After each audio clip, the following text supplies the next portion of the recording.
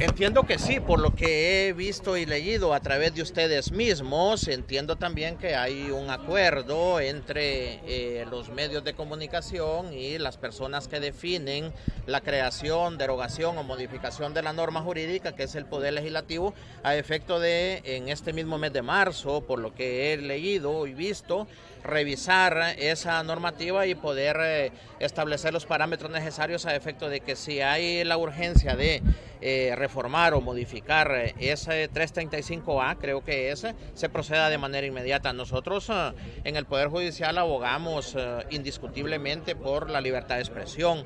Es un derecho consagrado no solo en la Constitución y las leyes nuestras, sino en los convenios internacionales, los cuales han sido ratificados por Honduras, y el pueblo tiene derecho a ser informado, evidentemente con respeto de las garantías de otros sujetos y de otros grupos sociales, en atención a que se evidencie el manejo profesional de la información, como debe de ser no solo en nuestro país, sino en todos los países del mundo.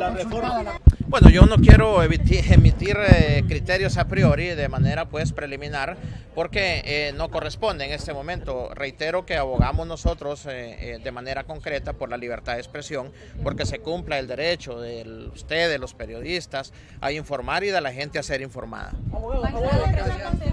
Sobre seguimiento se le ha dado ayer a personas que están involucradas en estos actos de robo de vehículos, quema de camiones. Ya a partir que ya es vigencia, ya esta ley, ahora se espera reducir este tipo de actos de terrorismo, porque ya es ley. Esperamos que se reduzca la extorsión en Honduras. Miren, en ese tópico de la aplicación de la ley penal a un caso concreto, es muy bueno contar con una normativa sustantiva, es decir, con regulación de delitos en los códigos penales y en las leyes penales especiales que sean prácticas y que faciliten la aplicación de esa ley, evitando ambigüedades, dudas para el juez o los demás operadores de justicia en esa aplicación. Pero estamos claros en el Poder Judicial que solo ese elemento no es suficiente para combatir al delito.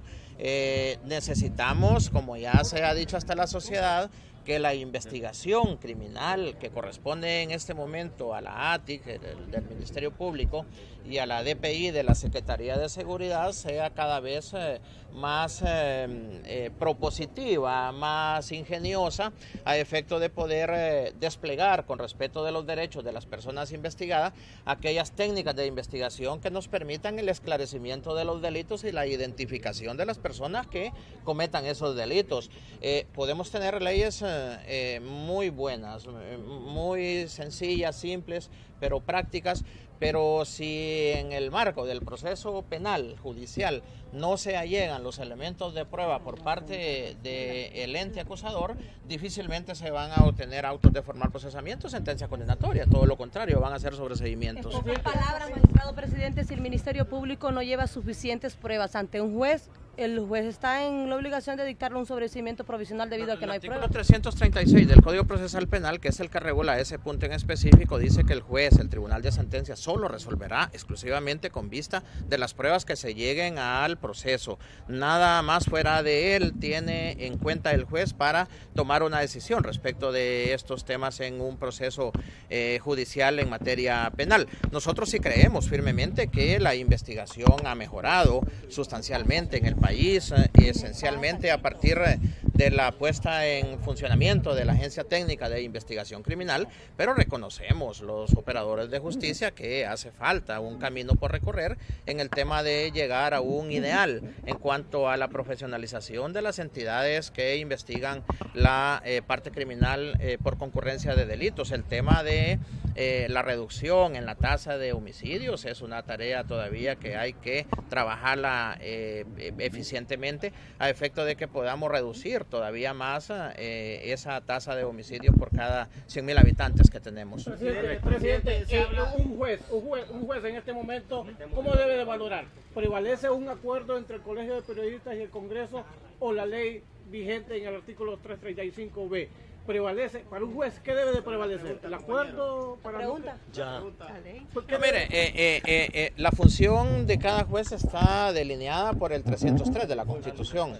juzgar y ejecutar lo juzgado. ¿Y cómo se juzga y ejecuta lo juzgado? A través de la implementación de la normativa vigente, aprobada evidentemente por el Congreso Nacional, salvo que en el posterior, en el futuro, haya una derogación o una modificación de esa norma jurídica.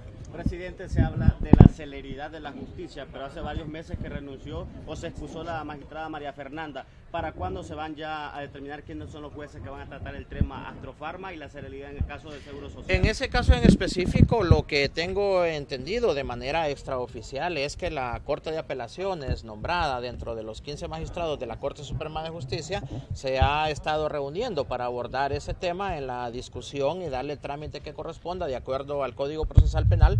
Y yo me atrevería a decir que si no es que ya está la decisión en torno a ese tópico, que no la conozco, si ya estuviese, en las próximas semanas debería de estar ya definida esa situación, si la Corte de Apelaciones acepta o no la excusa de una de las jueces naturales como miembro del Tribunal de Sentencia. Jueces, presidente, por ejemplo, la Sala Segunda, las 3 jueces van a cargos en extorsión y en corrupción.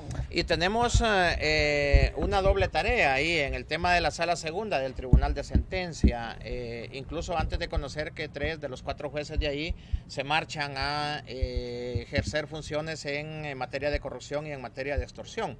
Y es el tema de, en primer lugar, identificar las personas que deben sustituirlas.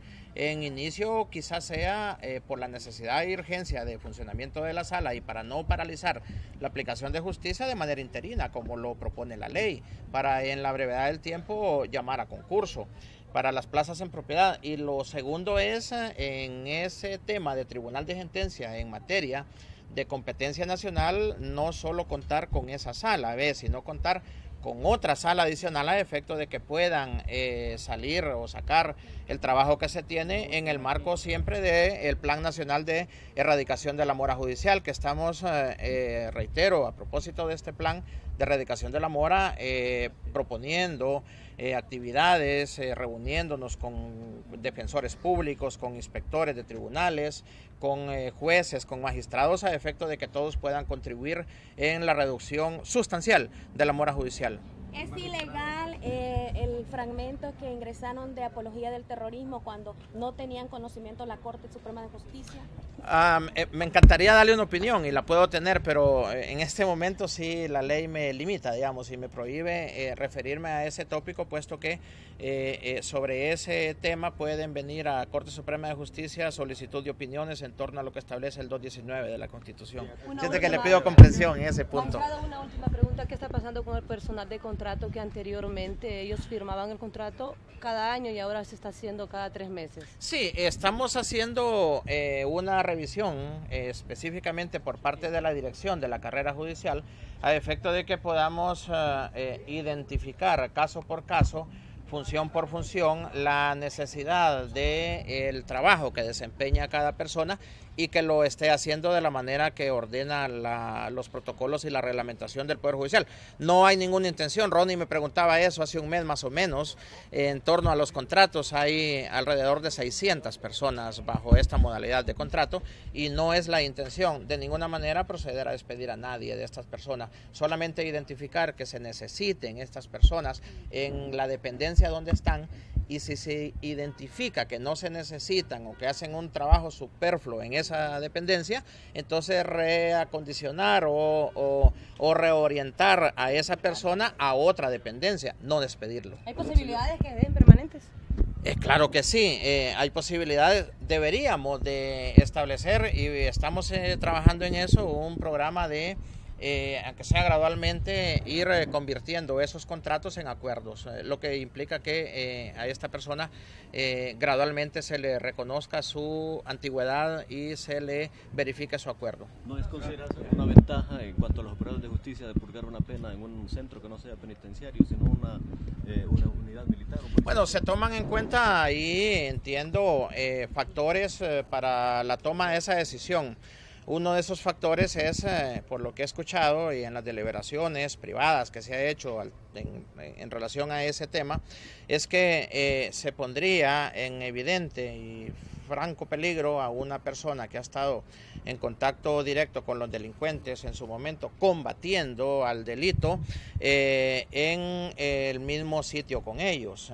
Se busca resguardar ahí el principio fundamental del derecho a la vida, es lo que yo entiendo, versus otros principios que puedan invocar otras personas, como el derecho de igualdad, por ejemplo, que argumentando que no se les trata de igual manera, pero al final de cuentas yo creo que lo que prevalece ahí es la protección que el Estado está obligado a dar respecto de toda la ciudadanía, por supuesto, de todos los habitantes y en este caso especialmente de las personas que han combatido el delito en su momento.